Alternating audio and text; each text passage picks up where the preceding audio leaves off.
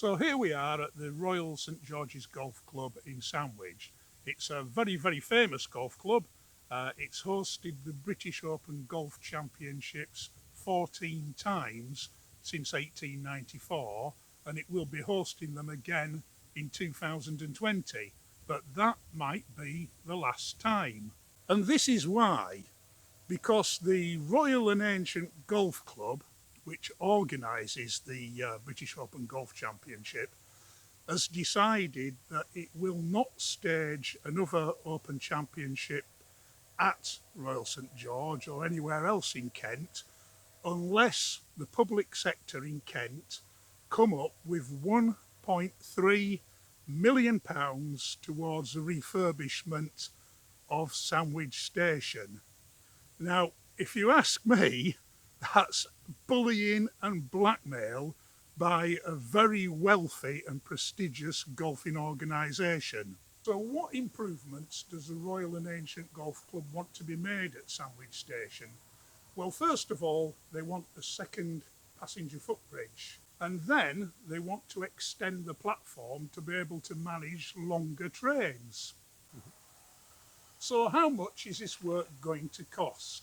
Well, according to documents I've seen, the cost of extending the platforms, building a second passenger footbridge and various other ancillary works that need to be carried out is going to be just over £4 million.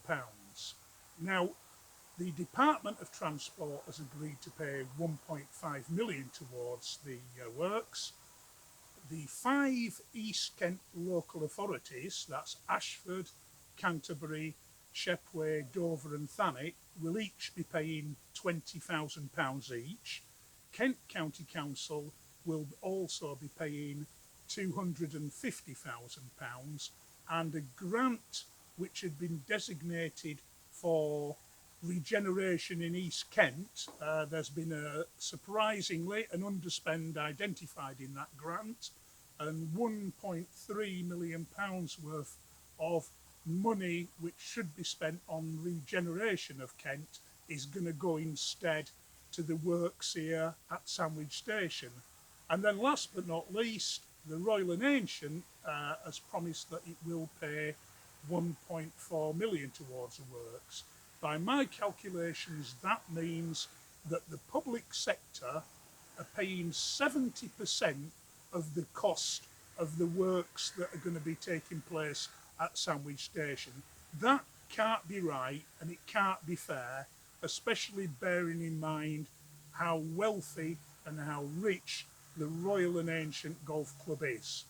I don't see why the Royal and Ancient Golf Club is insisting that the public sector pay 70% of the cost of the improvements at Sandwich Station, because the Royal and Ancient is an extremely wealthy organisation, and the British Open Golf Championships are one of the most profitable and lucrative sporting events in the known universe.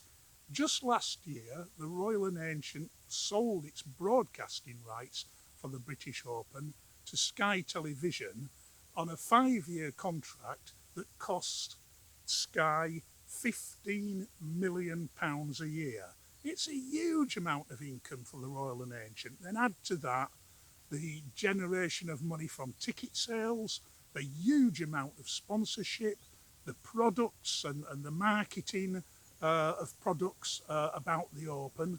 And I think it would be safe to say that the Open Championship must make a profit somewhere in the region of 10 to 15 million pounds a year. Quite astounding.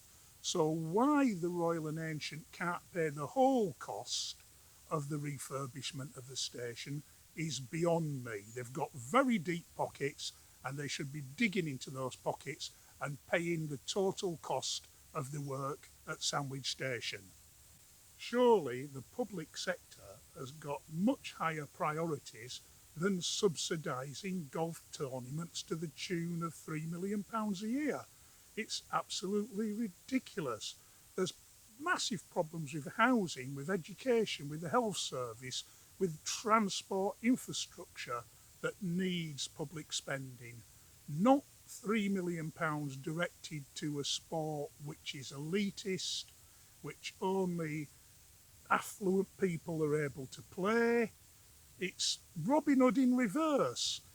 Thanet District Council, who's paying £20,000 towards this, like Dover, like Shepway, like Canterbury, have got huge problems, and so have the council taxpayers who live in those areas.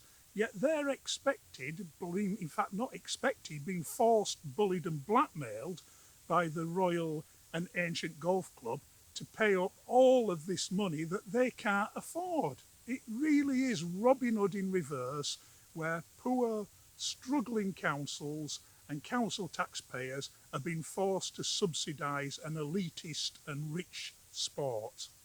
The public sector has got what's called a public sector equality duty. It's a legal responsibility to ensure that the money and the resources that it spends are used, as the name says, to promote equality and to minimise divisions in society.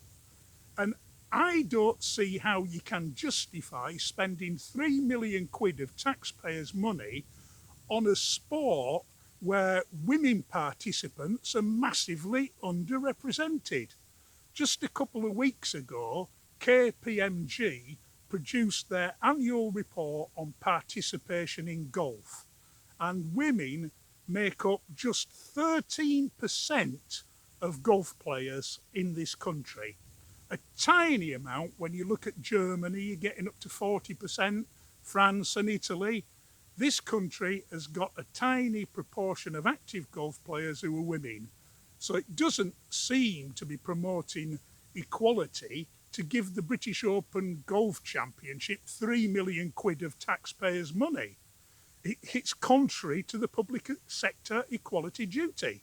What I also want to know is how many councillors, council leaders, cabinet members, how many senior officers, chief executives, directors and so on are going to get free tickets to the 2020 Open Championship as a consequence of giving this public money to the Royal and Ancient.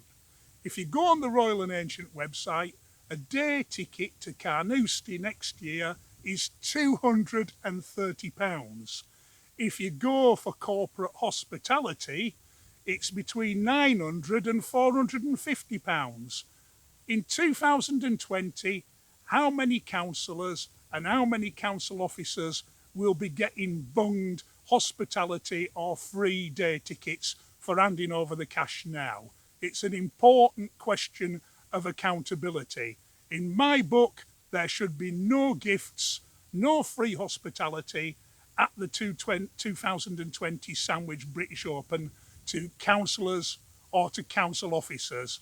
Otherwise, that's going to look a little bit dodgy in my book.